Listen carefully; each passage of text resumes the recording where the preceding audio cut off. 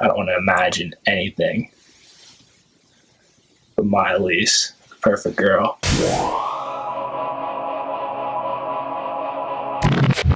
Like, why would we not want to see things in other people to everything that they can be? Why would we not want to see the best of them?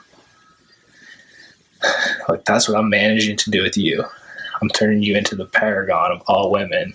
You're perfect.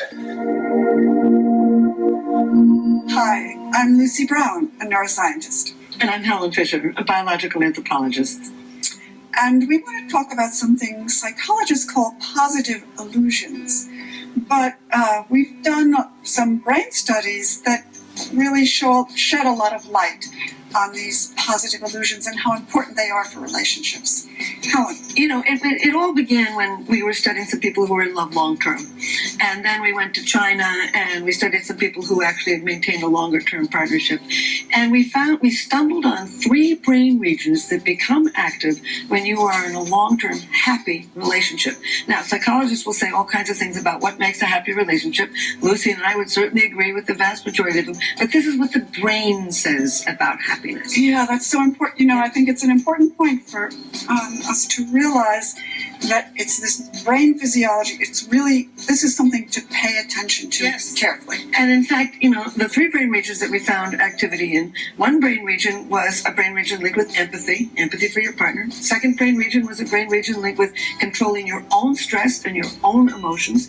And the third brain region was a rather large brain region linked with what we call positive illusions, the ability to overlook what you don't like about somebody and focus on what you do.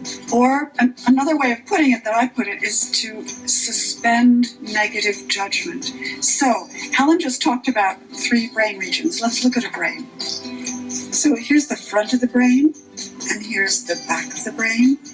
And I'm just going to turn it here so that you see it from the front. This is called the cortex. This is the newer part of the brain. This is our elaborate cognitive area. And this area, right in here, the insular cortex, where we use the activity there to feel that emotion of empathy.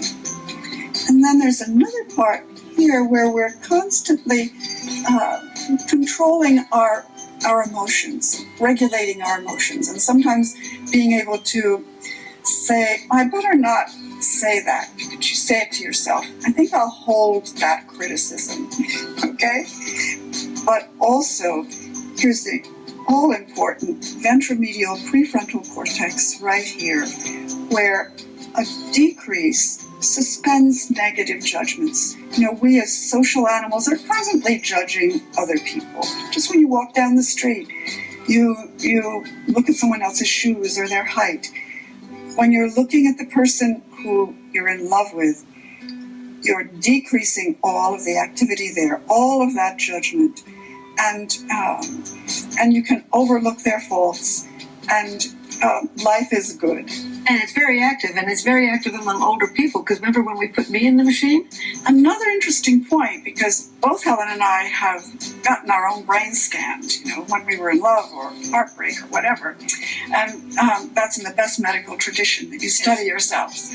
But I was amazed to see that the activity here went down, that I was suspending the negative judgments about the person I was in love with. I had no idea I was doing that. I had no idea that part of my brain was just turning off. And you know, people will say, well, what can you know about the brain that you don't already know from psychology and everything? You learn a lot. You learn a lot from realizing that the brain is totally capable of empathy, and that if you're in a happy relationship, you're going to be using that part of the brain, that you got to control your own emotions, and you've got to overlook the negative. So it's so valuable. All this new data on the brain has given us a whole enriched look at this powerful brain system, romantic love. Like, the worst part about it is I can't talk with people about this because I have like the greatest relationship ever with my girl, and they couldn't possibly understand it. I mean, look at the situation.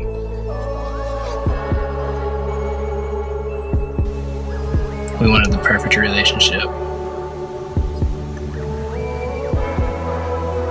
You know, maybe that's what we have now. It's more than most people have.